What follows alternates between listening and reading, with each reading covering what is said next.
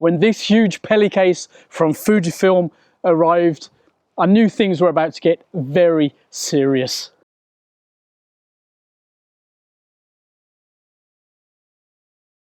If you've ever used a 300mm f2.8 on full frame, then you already know the kind of lens that we're talking about in this video. Now, the Fujifilm XF 200mm f2 LM OIS WR is actually smaller and lighter than the full frame equivalents, which is good news, of course, for those that are switched over from DSLR to mirrorless or are thinking about it still, especially if they need this kind of shooting potential. Of course, it's a lens designed for a specific kind of shooter, and of course, if you've been following for long enough, you know that that's probably not really me. I'm not a sports or wildlife pro per se, and I don't really like to use big heavy lenses on portrait shoots, but we love Fujifilm gear, right? And I love a good long focal length and nice wide aperture, so I still had to give this lens a good looking at. Now, the problem is, when it came to getting samples together for this particular video, well, lockdown has hit hard, and all the wildlife parks, the sports events and so on that I wanted to go to get the sample shots, it's all closed, it's all off, no chance. But I think we've got enough, even on the grey days, to be able to talk about it and start a conversation on the channel about a lens that's probably a little bit different for most of us here. But I think you'll appreciate that it's a very fun option.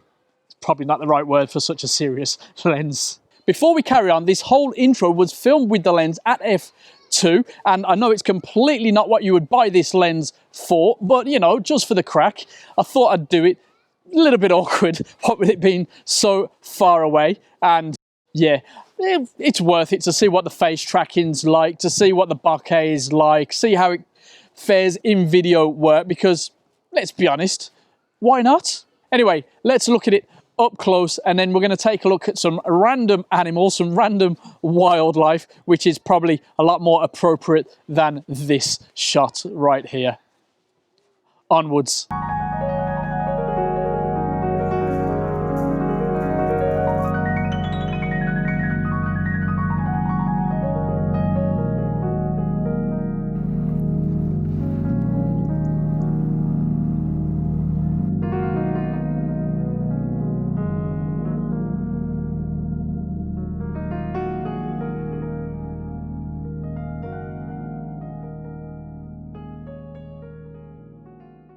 In this configuration, it's a 300mm full frame equivalent. Add in the teleconverter and we're getting 420mm full frame equivalent.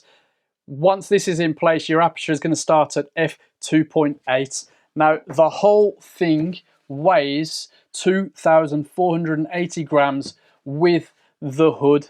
So add 126.8 grams for the teleconverter, the 1.4 that's included with the lens, and you're away. Of course, as you'd hope, we've got a nice aperture ring right here, which goes from 2 to 22 and a hard stop at A mode. It's got a linear autofocus, weather resistance. Right in here, if we take the hood off and the cap, we've got a 105mm filter thread. In fact, there is a protector on this one from Fujifilm. We're getting a 1.8 meter minimum focus distance, which, you know, we'll be using and abusing in these samples. I do really like this rubber tip to the hood. That is very handy, very practical. The hood also has, as you'd hope, a filter access port there, and around this side a metal screw for tightening the lens hood. So we place it on like that, turn it, and that's not coming off. Now, while we're at the side, check out the 3 nice solid switches here. We've got a 4 or 5 meter to infinity, so you can limit your autofocus range there. We've got the OIS on and off. That gives 5 stops of optical image stabilization, and we've got this 3-way switch here, AFL, AF and preset, which is pretty interesting and will be very handy for some of you, because what you do is you focus on your subject, hit set, and that autofocus distance will be assigned to the 4 black autofocus buttons that you see around the lens. Very handy, very practical. I do like that indeed. Now over here we've got another little metal screw. What that does is allows you to go from landscape to vertical in one quick turn, and actually it's got a nice click once it hits that point, so it's very easy to switch between modes, and then you can tighten it back in place and you're away. Worth noting, there's a little loop there. Everything is well machined, well built. Arca Swiss tripod mount point is very solid, very nice, and in fact on the grey days that you'll see later on, I did use a monopod. Let's get into some more unedited samples. We're very limited of course, but we've got plenty to show off, and I think this deserves a bit of alpaca action, so yeah.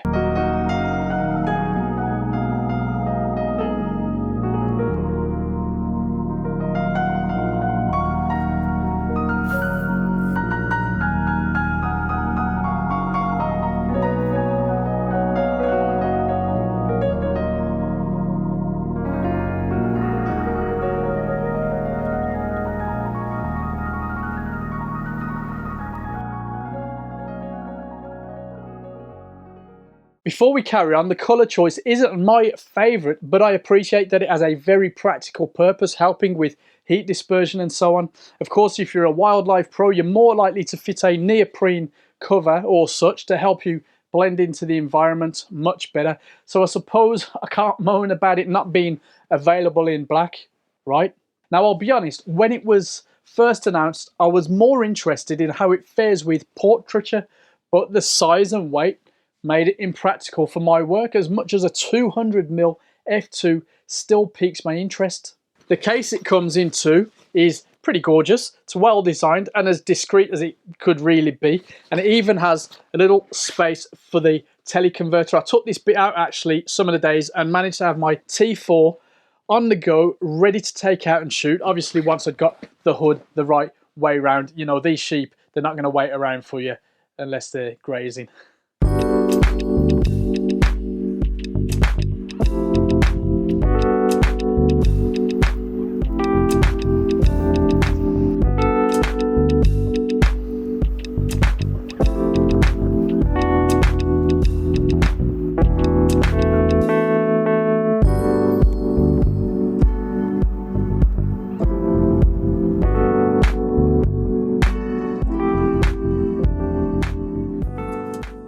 Clearly this is a serious bit of kit, and mostly it will be the working pros that'll need it. But if you've got the money, the strength and the desire, the lens is superb for anything that you might need a focal length of 200mm onwards. And the included teleconverter, it's a no-brainer. Almost 2 lenses for the price of one, albeit one serious £5 lens that you're probably not going to be taking to the local park.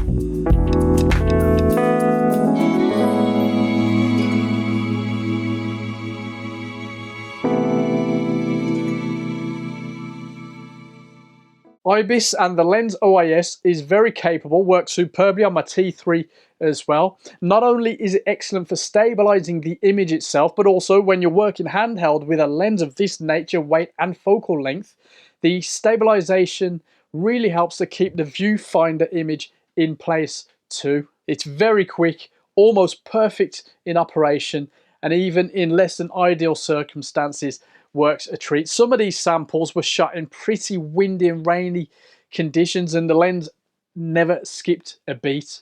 That autofocus is very fast. It's exactly as you'd expect. It's even pretty smooth at transitioning focus in video mode for what it's worth. Manual focus doesn't interest me with this lens at all, but if you need it, well, for video shooting, it's not very practical at all. The image quality is sharp, excellent all round. Contrast is really good. There are no real noticeable issues with chromatic aberration, fringing or anything. You might argue that the only downside is the bokeh perhaps. Maybe it's not as pretty as some might like, maybe, but then the lens is so critically excellent all round that possibly the bokeh couldn't be so magic and pretty. To be fair, I'd still use it for portraits other than the size.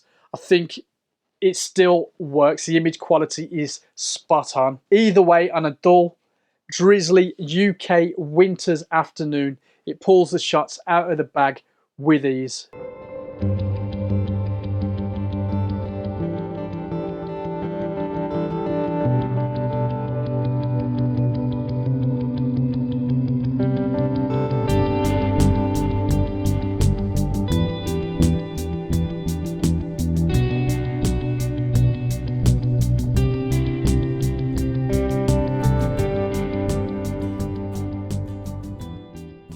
I do have a question for anybody that's used this lens enough, and it's about the quality control. Maybe it was because this was a loaner from Fujifilm, but I encountered a couple of little issues. One is this final piece of the hood. The final ring kept removing itself, revealing some kind of glue dried up. So in use, I taped it up and it was hassle-free. Now I'm thinking the people who had this lens before me, and I've seen it on a few very large YouTube channels, I guess it lived a different life to the usual pro life. And I imagine if you bought this lens and that happened to you, Fujifilm would be more than happy to swap it out. But we had to moan about something, right? Even if it's probably not their fault at all. Let me know if you've had a problem with the lens hood, if you own this lens.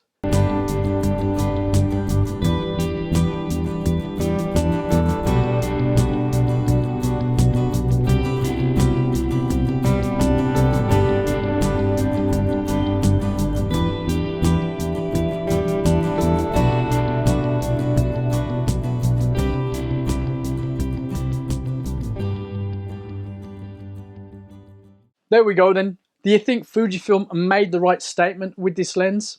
At anything from around £4,599 at the time of recording this video, it's not going to be for most of us. Honestly, as it stands, I'd love to own this lens, but I couldn't justify it with my work and my disposable income and COVID-19 and all that.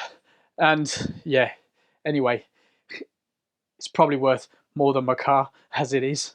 But if you're a serious sports or wildlife shooter, or even a portrait shooter that, you know, can deal with this thing, if you've used it professionally, we definitely want to hear about you in the comments below. How do you feel about it? How do you compare it to previous systems that you've shot with?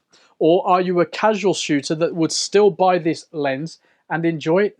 Remember, this is just one photographer's thoughts, and especially with a lens of this nature, it's good to hear from you. If you've used it, let us know.